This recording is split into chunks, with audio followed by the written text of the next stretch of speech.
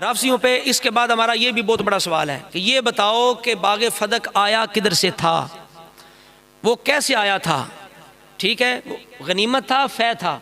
तुम्हारी किताब के अंदर रसूल काफ़ी के अंदर लिखा है कि बाग फदक जो था वो फ़ै था, बग़ैर जंग के आया है। और जो बग़ैर जंग के आए, अल्लाह ताला ने सूरह हशर के अंदर ये फरमाया फ़लिल्लाहि वलिर्रसूल वलिज़िल क़ुरबा वल-यतामा वल मसाकीन वब्निस सबील। वो सब के लिए है, मिस्कीनों के लिए, गरीबों के लिए, मुसाफिरों के लिए, नबी अलैहि सल्लम के अक़रबा के लिए, सब के लिए।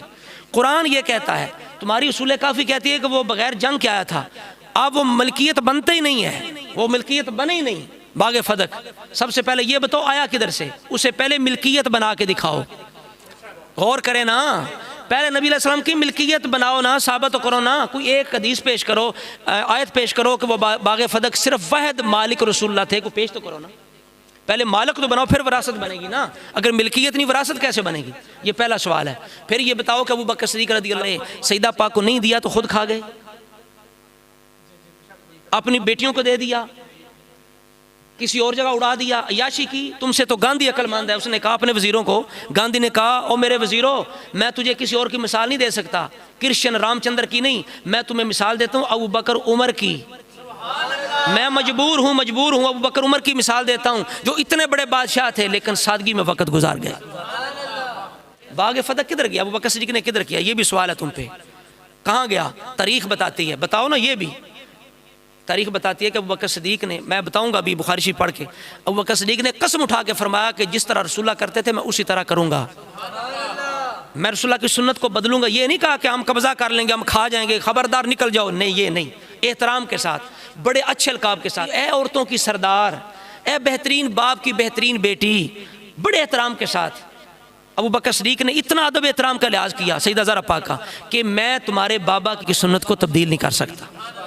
जिस तरह तुम्हारे बाप करते थे उसी तरह जो हिस्सा मिलता था अब भी मिलेगा।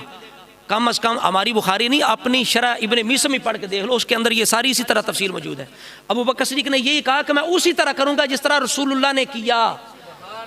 इस पर आगे रफ़ज़ फ़रादियत कि हज़रत ज़हरा पाक राज़ी हो गई, शरह इब्ने मीसम तुम्हारी किताब में है। इस बात पे जब अबू बकर सिद्दीक़ ने ये बात की, सईदा ज़हरा पाक राज़ी हो गई। तो इस वजह से यानी अबू बकर सिद्दीक़ ने किधर किया बाग, रसूलुल्लाह की सुन्नत के मुताबिक चलाया। फिर उमर फ़ारूक आए, उन्होंने उसी सुन्नत रसूल सुन्नत सिद्दीकी पे अमल किया। फिर उस्मान गनी आए, उन्होंने सुन्नत रसूल सुन्नत सिद्दीकी फ़ारूकी पे अमल किया। उस्मान गनी से आगे मौला मुर्तज़ा तक वो बाग आया, वो खा नहीं गए थे। वो बाग किधर आया? वो हज़रत अली मुर्तज़ा शेर खुदा तक आया। ये देखो, इनकी तलखीस उश-शाफ़ी किताब है, ये उसकी ये नहीं, ये फ़ोटो कापी है, इसके अंदर ये मौजूद है, सफ़ा नंबर 144 है। इसके अंदर मौजूद है कि जब बाग फदक का मसला हज़रत अली मुर्तज़ा शेर खुदा में पेश किया गया ना, तो आपने क्या कहा? इन्नी ला अस्तही मिनल्लाहि अन अरुद्दा शैयन माना मिन्हु अबू बकर व अमदाहु उमर।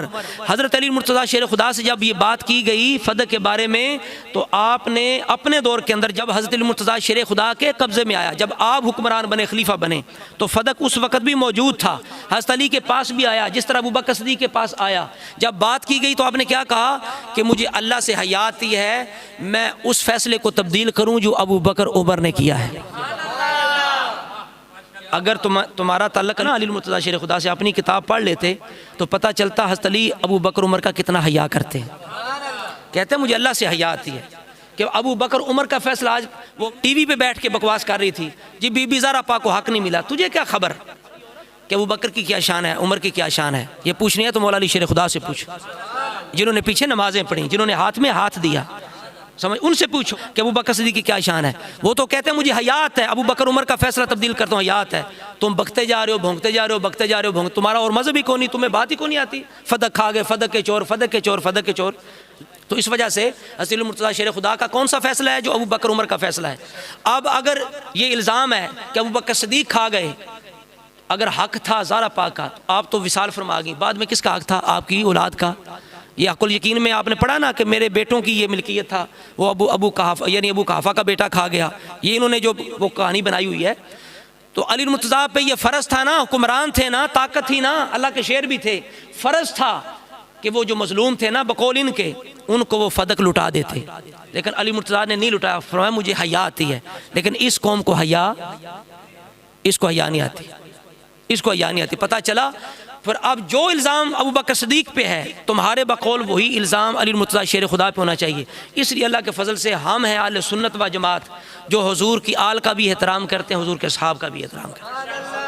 आले सुन्नत का है बेड़ा पार, असहाबे रसूल नजम है और नाव है इतरत रसूलुल्लाह की। इस वजह से करके ये सवाल है, इसका जवाब दें कि बागे फदक किधर गया, आया किधर से था, ये दो सवाल हैं। और गया किधर, अली मुर्तज़ा के पास आया या नहीं आया। अगर अली पाक ने वही फैसला बाहर रखा, किस दलील की बिना पे तुम अबू बकर सिद्दीक पर जुबान लंबी करते हो। और सिर्फ अली मुर्तज़ा शेर खुदा की बात नहीं है, बल्कि हज़रत इमाम ज़ैनुल आबिदीन के दो शहज़ादे इमाम ज़ैद इमाम बाकिर, इन दोनों के बारे में है। ठीक है कि जब हज़रत इमाम ज़ैद जो इमाम हुसैन के पोते हैं और इमाम ज़ैनुल आबिदीन के बेटे हैं, उनसे पूछो अबू बकर सिद्दीक की क्या शान है।